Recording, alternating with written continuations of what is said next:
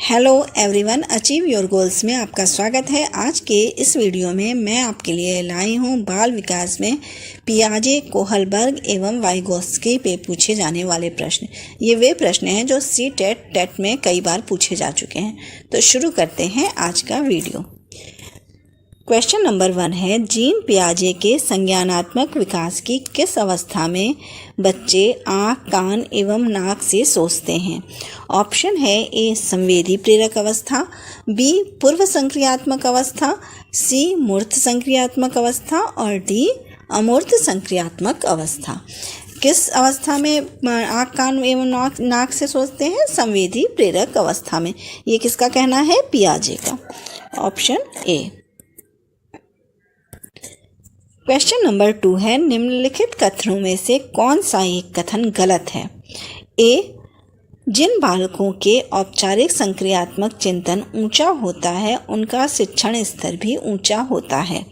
Option B, बालक अपने पर्यावरण के साथ अनुकूलन करने के लिए अनेक नियमों को सीख लेता है। सी, संज्ञानात्मक विकास का तात्पर्य बच्चों के सीखने से है।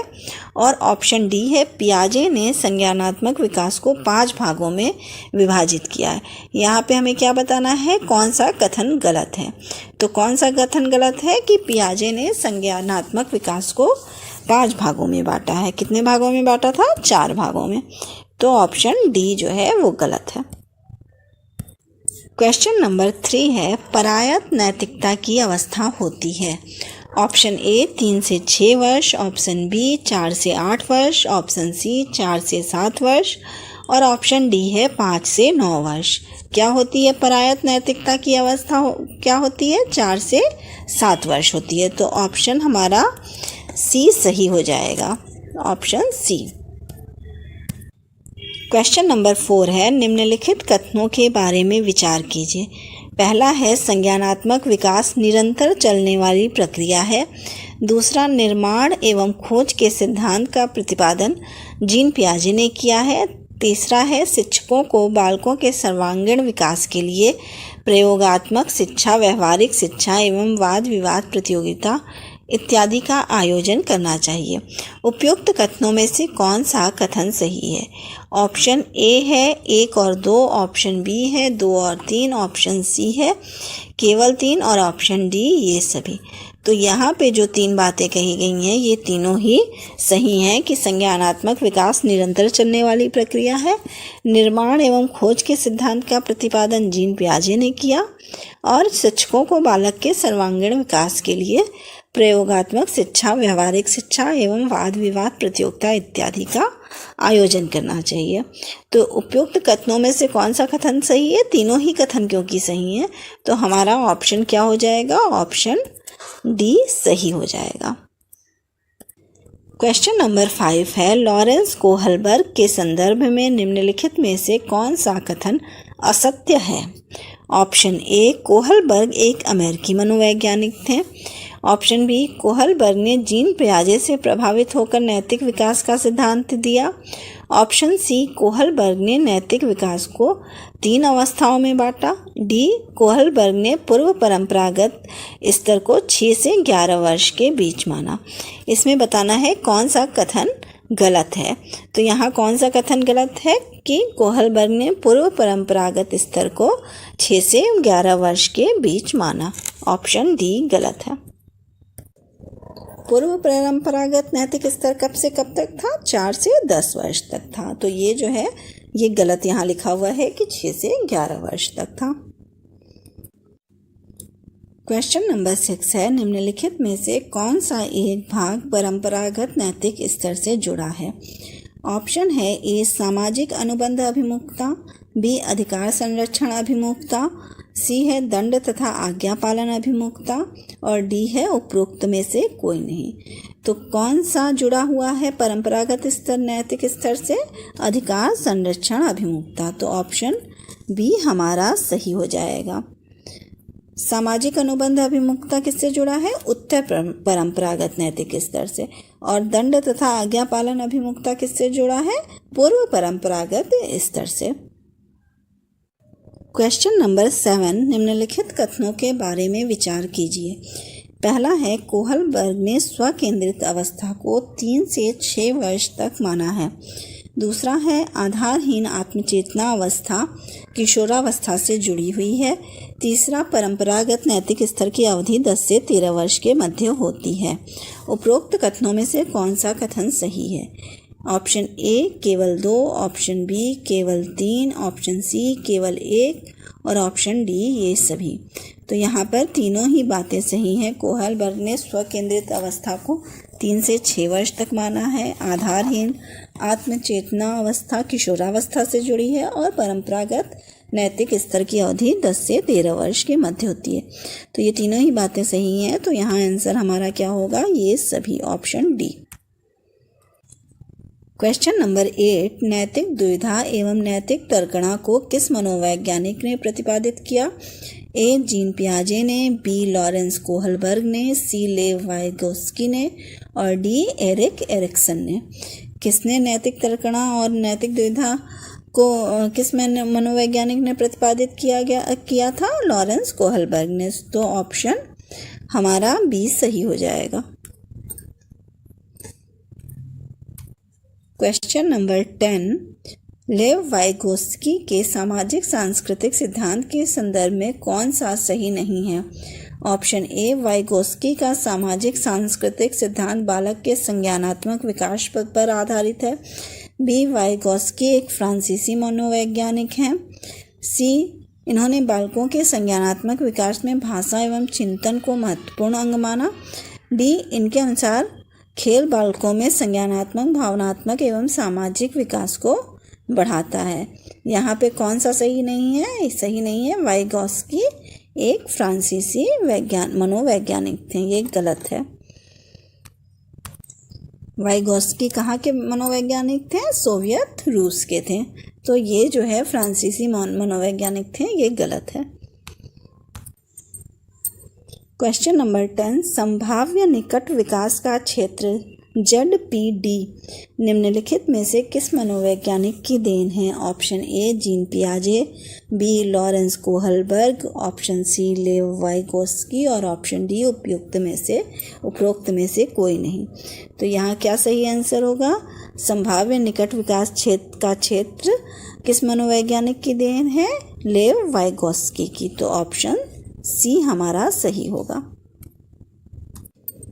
क्वेश्चन नंबर 11, निम्नलिखित कथनों के बारे में विचार कीजिए।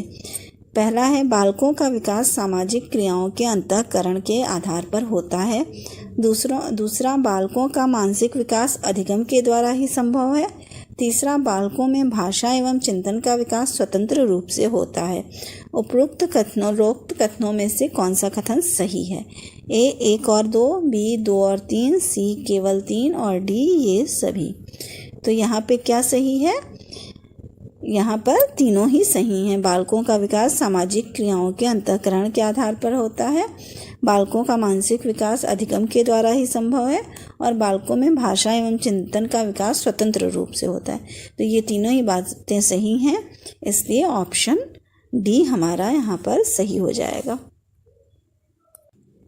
क्वेश्चन नंबर 12, एक माध्यमिक स्कूल का शिक्षक विद्यालय में पढ़ाने के दौरान एक विद्यार्थी का विश्लेषण करने के बाद यह सोचता है कि उस विद्यार्थी में अमूर्त चिंतन करने की क्षमता, भाषा संबंधी योग्यता तथा संप्रेषणशीलता का बेहतर विकास हो रहा है। विद्यार्थी के बारे में शिक्षक की यह सोच पियाजे के संज्ञानात्मक विकास के किस अवस्था का सूचक है? ऑप्शन है ए संवेदी प्रेरक अवस्था, बी पूर्व संक्रियात्मक अवस्था, सी मूर्त संक्रियात्मक अवस्था और डी औपचारिक संक्रियात्मक अवस्था। किस अवस्था में बच्चे जो है भाषा का संबंधी योग्यता और संप्रेषणशीलता का विकास हो जाता है? तो जब वो 11 वर्ष के बाद होता है, तो 11 वर्ष के बाद की अवस्था क्या कहलाती है? औपचारिक संक्रियात्मक अवस्था या अमूर्त संक्रियात्मक अवस्था। तो हमारा ऑप्शन डी यहाँ पर सही हो जाएगा। क्वेश्चन नंबर 13, बच्चे दुनिया के बारे में अपनी समझ का सृजन करते हैं, इसका श्रेय को जाता है, किसे जाता है? ऑप्शन ए पियाजे को, बी पावलोव, सी कोहलबर्ग और डी स्किनर को। तो यहाँ पे क्या सही आंसर होगा? Option A पियाजे। पियाजे का कहना है कि बच्चे दुनिया के बारे में अपनी समझ का सृजन करते हैं। क्वेश्चन नंबर 14, कोहलबर्ग के अनुसार सही और गलत के प्रश्न के बारे में निर्णय लेने में शामिल चिंतन प्रक्रिया को कहा जाता है। ए, सहयोग की नैतिकता, बी, नैतिक तर्कणा, सी, नैतिक यथार्थवाद और डी, नैतिक द्विधा। क्या कहा जाता है? नैतिक तर्कणा, ऑप्शन बी। क्वेश्चन नंबर 15, पियाजे के अनुसार संज्ञानात्मक विकास के किस चरण पर बच्चा वस्तु स्थायित्व को प्रदर्शित करता है? ऑप्शन ए, मूर्त संक्रियात्मक चरण, बी, औपचारिक संक्रियात्मक, सी, संवेदी प्रेरक चरण और डी, पूर्व संक्रियात्मक चरण। तो किस अवस्था में वस्तु स्थायित्व को प्रदर्शित करता है? संवेदी प्रेरक चरण में। तो ऑप्शन सी हमारा यहाँ सही हो जाएगा। नेक्स्ट पॉइंट, वाइगोत्स्की के सिद्धांत का निहितार्थ है। ऑप्शन है ए, प्रारंभिक व्याख्या के बाद कठिन सवालों को हल करने में बच्चे की सहायता न करना। ऑप्शन बी, बच्चे उन बच्चों की संगति में श्रेष्ठतम रूप से सीख सकते हैं जिनका बुद्धि लब्धांक उनके बुद्धि लब्धांक से कम होता है। तीसरा है सहयोगात्मक समस्या समाधान और ऑप्शन डी है प्रत्येक विद्यार्थी को व्यक्तिगत रूप से दत्त कार्य देना। तो वाइगोत्स्की के सिद्धांत का निहितार्थ क्या है? सहयोगात्मक समस्या समाधान, ऑप्शन सी यहाँ पर सही हो जाएगा। क्वेश्चन नंबर 17 है, सीखने के सिद्धांत के संदर्भ में स्कैफोल्डिंग की ओर संकेत करता है। ऑप्शन है ए, सीखने में वयस्कों द्वारा अस्थायी सहयोग, बी, विद्यार्थियों द्वारा की गई गलतियों के कारणों का पता लगाना, सी, अनुरूपित शिक्षण और डी, पूर्व अधिगम की पुनरावृत्ति। यहाँ पे क्या सही होगा आंसर? स्कैफोल्ड किसकी ओर संकेत करता है? सीखने में वयस्कों द्वारा अस्थायी सहयोग, सीखने में वयस्कों द्वारा अस्थायी सहयोग। तो ऑप्शन ए सही होगा। क्वेश्चन नंबर 18 है, लॉरेंस कोहलबर्ग के द्वारा प्रस्तावित निम्नलिखित चरणों में से प्राथमिक विद्यालयों के बच्चे किन चरणों का अनुसरण करते हैं? पहला है आज्ञा पालन और दंड उन्मुखीकरण, दूसरा है व्यक्तिकता और विनियम, तीसरा है अच्छे अंतः व्यक्तिक संबंध और चौथा है सामाजिक अनुबंध और व्यक्तिगत अधिकार। यहाँ पे बताना है कि कौन कौन सा है। तो ऑप्शन ए है पहला और दूसरा, बी है दूसरा चौथा और सी है पहला चौथा, डी है पहला और तीसरा। तो कोहलबर्ग द्वारा प्रस्तावित चरणों में से प्राथमिक विद्यालयों के बीच के बच्चों के किन चरणों का अनुसरण करते हैं? तो पहला और दूसरा आज्ञा पालन और दंड उन्मुखीकरण और दूसरा व्यक्तिकता और विनिमय। तो हमारा आंसर सही होगा ऑप्शन ए।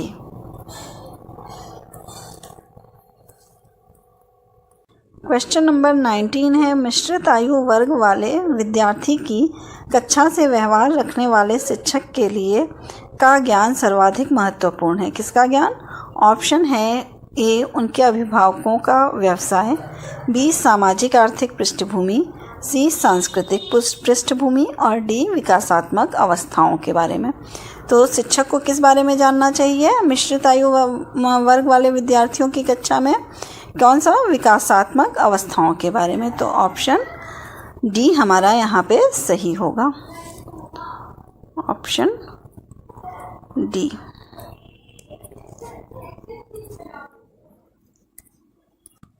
क्वेश्चन नंबर 20, वह अवस्था जब बच्चा तार्किक रूप से वस्तुओं एवं घटनाओं के विषय में चिंतन प्रारंभ करता है। ए, संवेदी प्रेरक अवस्था में, बी, औपचारिक संक्रियात्मक अवस्था में, सी, पूर्व संक्रियात्मक अवस्था में और डी, मूर्त संक्रियात्मक अवस्था में। तार्किक रूप से सोचने की वस्तुओं के बारे में सोचना कब शुरू करता है मूर्त संक्रियात्मक अवस्था में। तो ऑप्शन डी हमारा यहाँ पर सही हो जाएगा। क्वेश्चन नंबर 21, बच्चों के बौद्धिक विकास की 4 विशिष्ट अवस्थाओं की पहचान की गई किसके द्वारा? ऑप्शन ए, कोहलबर्ग द्वारा, बी, एरिक्सन द्वारा, सी, स्किनर द्वारा और डी, पियाजे द्वारा। किसके द्वारा की गई थी? पियाजे द्वारा की गई थी। तो ऑप्शन डी हमारा यहाँ पे सही होगा।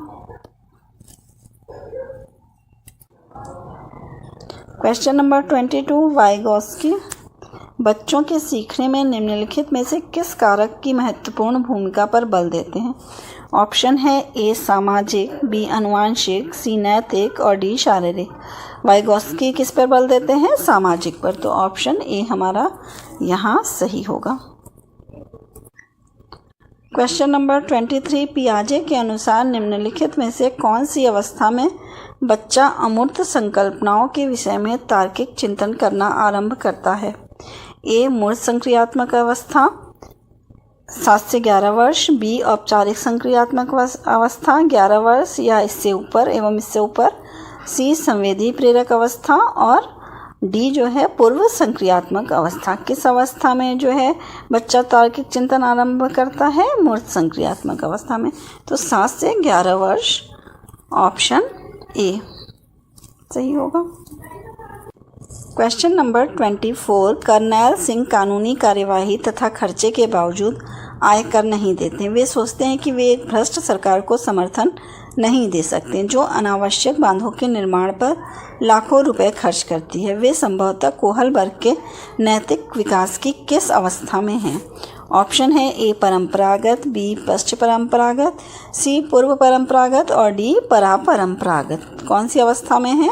पश्च परंपरागत में है अवस्था में। तो ऑप्शन बी यहाँ पर सही होगा।